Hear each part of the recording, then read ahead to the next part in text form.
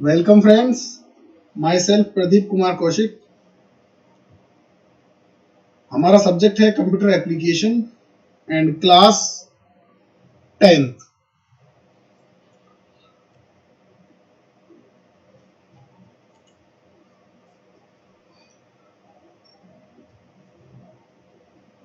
आज का हमारा टॉपिक है mobile technologies, SMS, MMS, 3G and 4G service. First of all, we will see what is the mobile phone. हम सभी के पास है, लेकिन what is the particular definition of mobile phone? ये मोबाइल फोन और सेलुलर फोन और cell phone or hand phone, sometime shortened to simply phone, cell or just phone, is a portable telephone. एक प्रकार का पोर्टेबल टेलीफोन होता है that can make and receive calls over a radio frequency link while the user is moving within a telephone service area. Mobile phone एक प्रकार का portable telephone होता है जो कॉल करने और रिसीव करने के लिए यूज किया जाता है वाया रेडियो फ्रिक्वेंसी लिंक। जबकि यूजर मोबाइल फोन के साथ टेलीफोन सर्विस एरिया में, जिसे हम सेल भी बोलते हैं, मूव करता रहता है। यानी सिंपली अगर कहा जाए, मोबाइल फोन एक प्रकार का पोर्टेबल टेलीफोन होता है, मूवेबल टेलीफोन होता है, जिसे यूजर साथ में कैरी कर सकता है और रेडियो फ्रिक्वेंसी लिंक की हेल्प से वो कॉल रिसीव और सेंड कर सकता है। यानी mobile phone uses radio frequency, radio waves to send और टू मेक और रिसीव अ कॉल। अब बात करते हैं शॉर्ट मैसेज सर्विस की। हम सभी ने एसएमएस भेजे भी हैं, रिसीव भी किए हैं।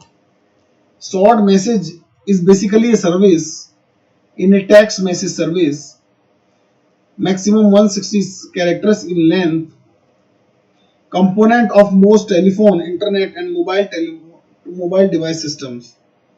It uses standardized communication protocols to enable mobile devices to exchange short text messages.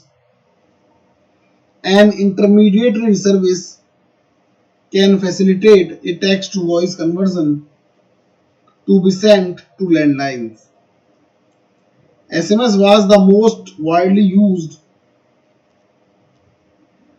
data application at the end of 2010, with an estimated 3.5 billion active users, or about 80% of all the mobile subscribers. Short message service एक प्रकार की service होती है जो mobile communication में use की जाने वाली सर्विस होती है।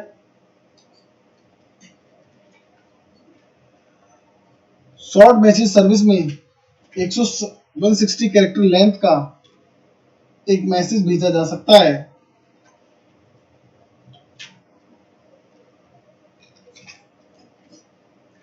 ये SMS service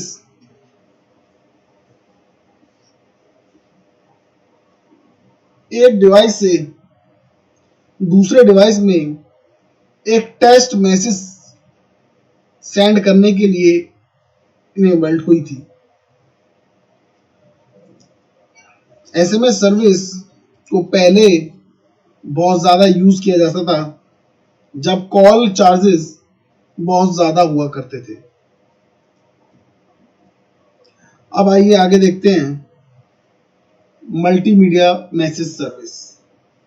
multimedia message service is a standard way to send messages that include multimedia content and from a mobile phone over a cellular network.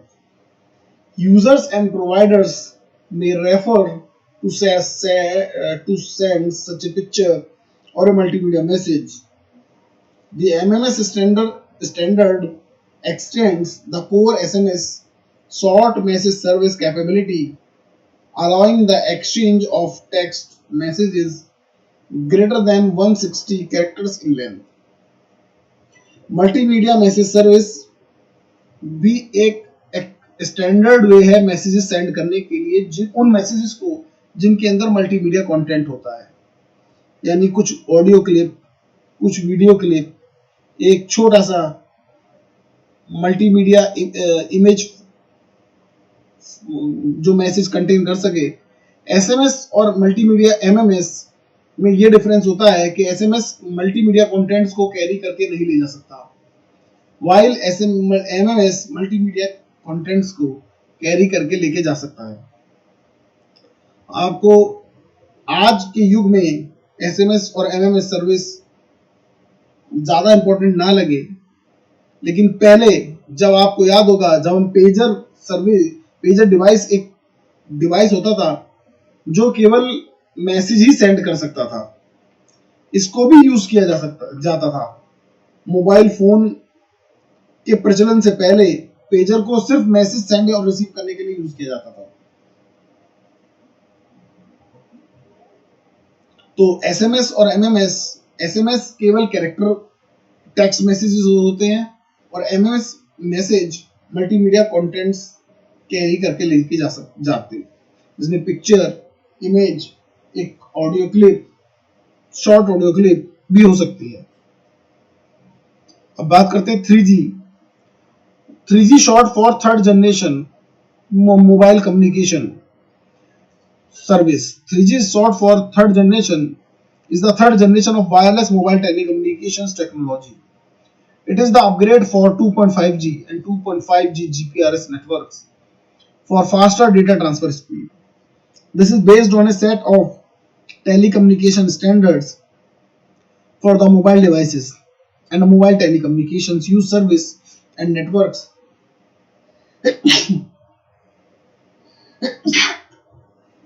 that comply with the International Mobile Telecommunication 2000 specification by the International Telecommunication Union.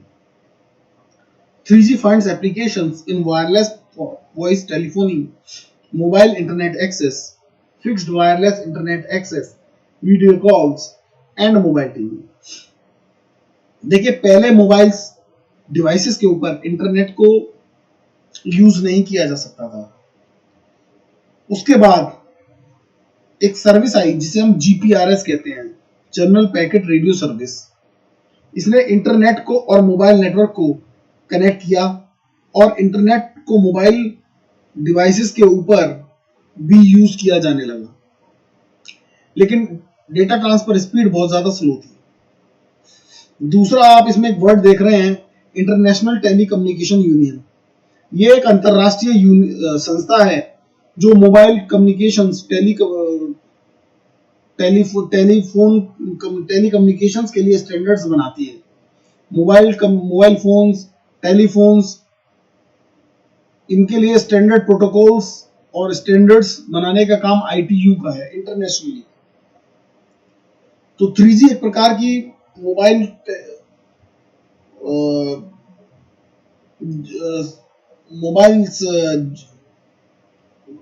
Third generation wireless mobile communication technology है, जिसके अंदर bandwidth और speed दोनों ज्यादा है।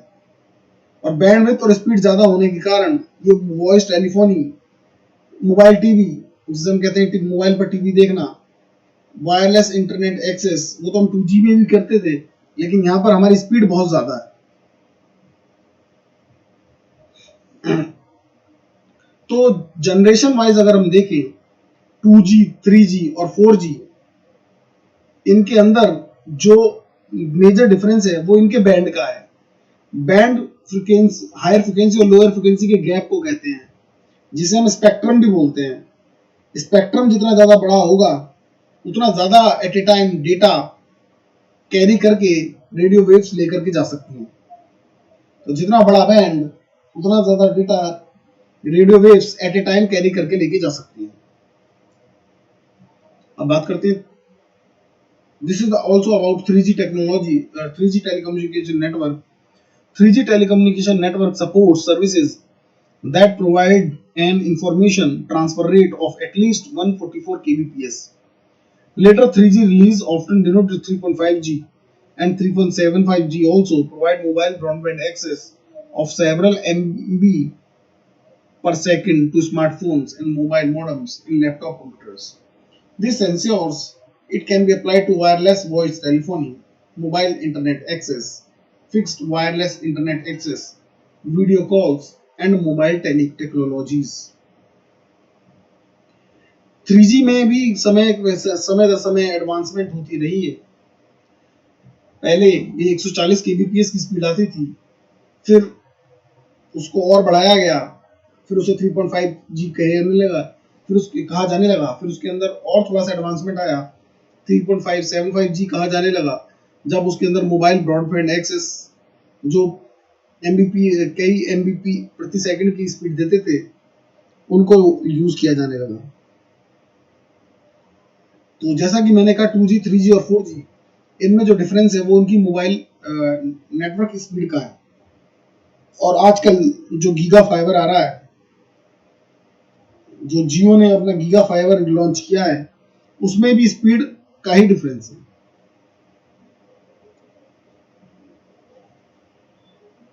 अब बात करते हैं 4G की।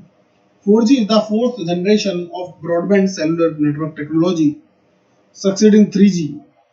A 4G system must provide capabilities defined by ITU. ITU what? International Telecommunication Union. जैसा कि मैंने कहा, ये अंतरराष्ट्रीय संस्था है जो मोबाइल कम्युनिकेशन, टेलीफोन कम्युनिकेशन के विषय में स्टैंडर्ड्स बनाती है। स्टैंडर्ड्स कुछ जनरल सेट ऑफ गाइडलाइंस होती हैं जो through out the world mobile manufacturers, cable manufacturers and mobile equipment manufacturers को यूज करनी होती है, ताकि पूरे वर्ल्ड में एक ही तरीके का स्टैंडर्ड फॉलो हो। तो 4G is the fourth generation of broadband cellular network technology, succeeding 3G. A 4G system must provide capabilities defined by ITU. Potential and current applications include amended mobile web access, IP telephony, gaming service, high definition mobile TV, video conferencing, and 3D television. The first release, long term evaluation LTE, was commercially developed in Oslo, Norway, and Stockholm, Sweden in 2009, and has since been deployed throughout the most part of the world. It has, however, been debated whenever first release version should be considered 4G LTE. तो 4G भी fourth generation broadband cellular network technology है जो 3G के बाद आई।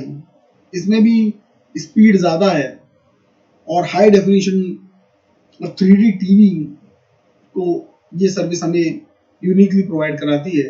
High definition television और non high definition television में क्या फ़र्क होता है?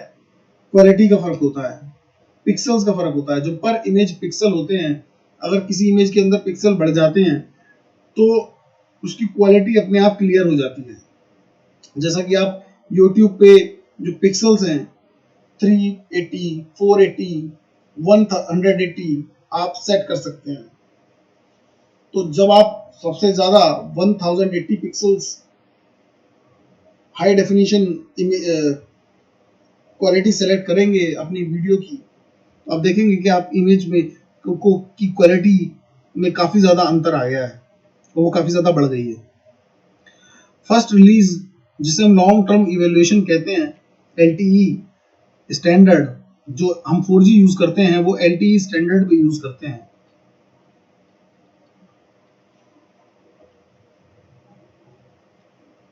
जो हम 4G यूज़ करते हैं वो हम LTE स्टैंडर्ड पे यूज़ करते हैं। और कॉमर्शियली सबसे पहले ओस्लो नॉर्वे में डेवलप हुआ था। स्टॉकहोम स्वीडन 2009 में से पहले इम्प्लीमेंट किया गया था और डिप्लॉय किया गया था। उसके बाद ये पूरे वर्ल्ड में अब सब जगह यूज किया जा रहा है। तो 2G 3G 4G और आगे 5G भी कई जगह हम सुन रहे हैं जो यूज हो रहा है, इनमें डिफरेंस सिर्फ नेटवर्क स्पीड का है।